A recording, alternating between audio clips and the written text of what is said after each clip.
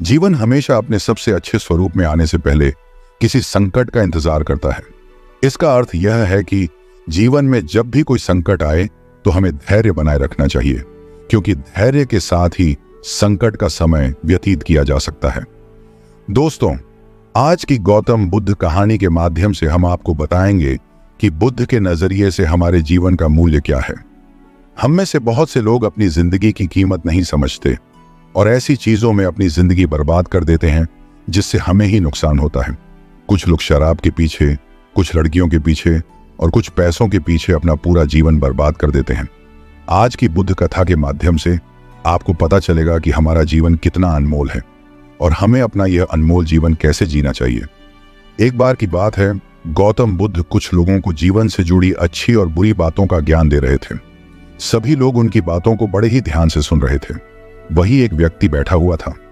वह भी उनकी बातों को बड़े ही ध्यान से सुन रहा था, लेकिन वह थोड़ा परेशान था। उसके मन में कुछ सवाल चल रहे थे और जब उससे रहा नहीं गया तो उसने उठकर गौतम बुद्ध से सवाल करना शुरू कर दिया। उसने कहा, आप हमें जीवन के बारे में इतनी अच्छी अच्छी बातें सिखा रहे हैं, लेकिन क्या फायदा जब यह जीवन ही किसी काम का नहीं। बुद्ध मुस्कुराए और उस व्यक्ति से कहा, तुम्हें ऐसा क्यों लगता है कि यह जीवन किसी काम का नहीं? वह व्यक्ति बोला, मैं सबके जीवन की बात नहीं कर रहा हूं, लेकिन कुछ व्यक्तियों का जीवन ऐसा दुखदाई हो जाता है कि वह किसी काम का नहीं रहता। बुद्ध समझ गए थे कि वह व्यक्ति अपने जीवन से काफी दुखी है। वह धीरे से मुस्कुराए और बोले, तुम अपनी समस्या मुझे बता सकते हो। तुम खुलकर कहो, तुम्हें अपने जीवन से क्या शिकायत है? पहले तो वह व्यक्ति थोड़ा सा हिचकिचाया, लेकिन फिर उसने बुद्ध से कहा, मैं अपने जीवन से बहुत परेशान हूं। मैं अपने जीवन में अभी तक कुछ भी नहीं कर पाया हूं। मेरे कुछ मित्र हैं जो अपने जीवन में बहुत कामयाब हैं और आराम की जिंदगी जी रहे हैं। उन लोगों ने काफी धन कमा लिया है और वह काफी अच्छे से अपना जीवन व्यतीत कर रहे हैं। ऐसा नहीं है कि मैं उनसे जलता हूं या उनके लिए मेरे मन में क्रोध है, लेकिन जब मैं अपने जीवन को देखता हूं तो मेरे मन में क्रोध उत्पन्न हो जाता है। मैं भी खूब मेहनत करता हूं, लेकिन मैं उनके जैसा नहीं बन पाया हूं। लोग मुझे चिढ़ाते हैं, ताना मारते हैं, मेरी तुलना उनसे करते हैं। यहां तक कि मेरे मित्र भी अब मुझे चिढ़ाने लगे हैं। उनके सामने मेरे जीवन का मूल्य कुछ भी नहीं है। बहुत कोशिशों के बावजूद भी मैं उनके जितना धनवान नहीं बन पाया। ऐसे जीवन का क्या ही मूल्य है? अब तो मुझे लगता है मेरा जीवन ही बेकार है। बुद्ध ने उस व्यक्ति की बातों को बड़े ही ध्यान से सुना और कहा, क्या तुम्हें सच में लगता है तुम्हारे जीवन का मूल्य कुछ भी नहीं? वह व्यक्ति बोला, नहीं, मेरा जीवन तो एकदम बेकार है। बुद्ध मुस्कुराए और बोले, लगता है तुम्हें प्रकृति के दिए इस जीवन पर शक है। तुम्हें लगता है तुम्हें प्रकृति ने यह जीवन बस ऐसे ही दे दिया। वह व्यक्ति थोड़ा सोच में डूब गया। वह प्रकृति के दिए इस जीवन पर शक नहीं कर सकता था। वह सोचने लगा, जब इस जीवन का कोई महत्व ही नहीं है तो इस प्रकृति ने मुझे यह दिया क्यों है? इसका क्या मूल्य है? गौतम बुद्ध बड़े ध्यान से देख रहे थे। वह मुस्कुराए और उस व्यक्ति से बोले, क्या हुआ? तुम किस सोच में डूब गए? वह व्यक्ति बुद्ध से बोला, लोग तो मुझे एकदम नकारा समझते हैं। वह तो यहां तक भी कहते हैं कि तुम अपने जीवन में कुछ भी नहीं कर सकते। उन लोगों के हिसाब से तो मैं एकदम बेकार हूं। तो फिर मेरे जीवन का क्या महत्व हो सकता है? क्या है मेरे जीवन का मूल्य? बुद्ध मुस्कुराए और उन्होंने उस व्यक्ति से कुछ भी नहीं कहा। उन्होंने अपने झोले में हाथ डाला और एक चमकता हुआ पत्थर निकला और उस व्यक्ति के हाथ में दे दिया। उन्होंने उस व्यक्ति से कहा, क्या तुम बता सकते हो इसका मूल्य कितना होगा? उस व्यक्ति ने कहा, नहीं महाराज, मैं इसका मूल्य नहीं बता सकता। मैं तो इसे पहली बार देख रहा हूं और ना ही मुझे इसके बारे में कोई जानकारी है। बुद्ध ने उस व्यक्ति से कहा, ठीक है, मैं तुम्हें जीवन का मूल्य जरूर बताऊंगा। पहले तुम इस पत्थर का सही मूल्य पता करके आओ, लेकिन ध्यान रहे यह पत्थर तुम्हें बेचना नहीं है, केवल इसका मूल्य पता करके मुझे बताना है। उस व्यक्ति ने कहा, ठीक है महाराज, मैं इसका सही मूल्य पता करके आपको बताऊंगा। और वह व्यक्ति वहां से चला जाता है। वहां से निकलने के बाद वह व्यक्ति एक बाजार में पहुंचता है, जहां उसे सबसे पहले एक फल विक्रेता दिखाई देता है। वह उस फल विक्रेता के पास जाता है। वह उस फल विक्रेता के पास जाकर उसे वह चमकीला पत्थर दिखाकर कहता है, तुम मुझे इस पत्थर के बदले कितने फल दे सकते हो? वह फल विक्रेता उस चमकीले पत्थर को बड़े ध्यान से देखता है और कुछ देर सोचने के बाद कहता है, यह पत्थर इतना खास नहीं है, पर मैं इसके बदले तुम्हें 10 केले दे सकता हूं। फल विक्रेता की बात सुनकर वह व्यक्ति वहां से आगे बढ़ जाता है। आगे चलकर वह व्यक्ति एक सब्जी वाले के पास पहुंचता है। वह व्यक्ति उस चमकीले पत्थर को सब्जी वाले को दिखाकर कहता है, तुम मुझे इस पत्थर के बदले कितनी सब्जी दे सकते हो? वह सब्जी वाला भी उस पत्थर को बड़े ध्यान से देखता है। उस पत्थर को ध्यान से देखने के बाद सब्जी वाला कहता है, ठीक है, इसके बदले में तुम्हें एक थैला भरकर सब्जी दे सकता हूं। उस सब्जी वाले की बात सुनकर फिर वह व्यक्ति आगे बढ़ जाता है। आगे चलकर वह व्यक्ति एक सोने के व्यापारी की दुकान के आगे रुक जाता है। वह व्यक्ति सोचता है, वैसे तो यह पत्थर किसी काम का नहीं है, लेकिन फिर भी एक बार इस सोने के व्यापारी से भी इस पत्थर की कीमत जान ली जाए। वह व्यक्ति सोने के व्यापारी को वह पत्थर दिखाता है और कहता है, आप मुझे इसकी कितनी कीमत दे सकते हैं? वह सोने का व्यापारी उस पत्थर को देखकर खुश हो जाता है। वह उसे बड़े ध्यान से देखता है और फिर उस पत्थर की कीमत लगाता है। वह व्यापारी बड़ी खुशी से कहता है, दोस्त, इसके बदले में तुम्हें 100 सोने के सिक्के दे सकता हूं। वह व्यक्ति व्यापारी की बात सुनकर पहले तो चौंक जाता है और फिर वहां से जाने लगता है।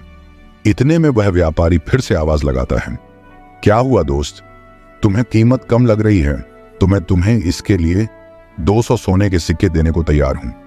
वह व्यक्ति फिर से चौंक जाता है। वह सोचता है, यह पत्थर इतना महंगा है, मैं बेकार में इसे बहुत कम समझ रहा था। फिर वह उस व्यापारी से कहता है, जी नहीं, मुझे इसे बेचना नहीं है, और वहां से आगे चला जाता है। रास्ते में चलते हुए वह व्यक्ति सोचता है कि उन महात्मा ने मुझे इतना कीमती पत्थर ऐसे ही क्यों दे दिया? क्या उनको यह डर नहीं था कि इस पत्थर को बेचकर मैं यहां से भाग भी सकता हूं? 200 सोने के सिक्कों के लालच में आकर कोई भी इसे बेच सकता है। एक बार तो उसके मन में भी व्यापारी की बात को सुनकर लालच आ चुका था, लेकिन फिर वह उस महात्मा की बात को याद करता है। उन्होंने कहा था कि उसे यह पत्थर बेचना नहीं है, बस उसकी सही कीमत पता करनी है, तो ही उसे उसके सारे सवालों के जवाब मिलेंगे जिनको लेकर वह परेशान और उत्सुक था। उसे जानना था कि उसके जीवन का मूल्य आखिर है क्या। ये बात गौतम बुद्ध भी अच्छे से जानते थे कि वह व्यक्ति उस पत्थर को बेचेगा नहीं। बुद्ध पहले ही उसके चेहरे को पढ़ चुके थे कि वह अपने सवालों को लेकर कितना उत्सुक और जिज्ञासु है। फिर वह व्यक्ति आगे बढ़ता है और आगे चलकर उसे एक हीरे के व्यापारी की दुकान दिखती है। वह व्यक्ति सोचता है, चलो देखते हैं कि हीरे का व्यापारी इसकी क्या कीमत लगाता है। वह जानता था एक हीरे का व्यापारी इस पत्थर की सही कीमत बता सकता है।